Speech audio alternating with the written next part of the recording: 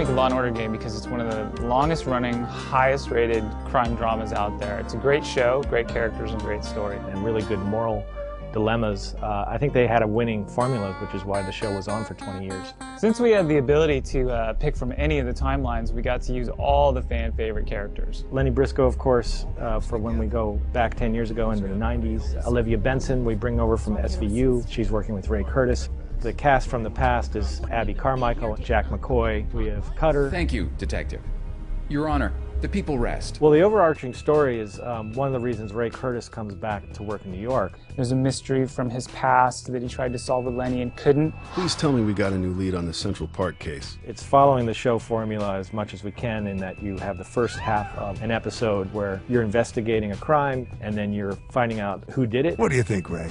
We got enough to arrest this guy? Once you get them, then it becomes a courtroom drama where you're going to try to prosecute these guys. There's often a moral decision involved. Is it right or is it wrong? An innocent girl gets killed. The cops pin the blame on this scumbag. The game has multiple endings, so depending on how you feel about the defendant, you know, whether you think he's a murderer or he killed someone in self-defense, you get to pick. The district attorney's office takes a dim view of rape and murder in our city, Mr. Baran. This is one of the first times I've worked on a game where you can actually lose the case. We find the defendant not guilty. That's not what affects your score.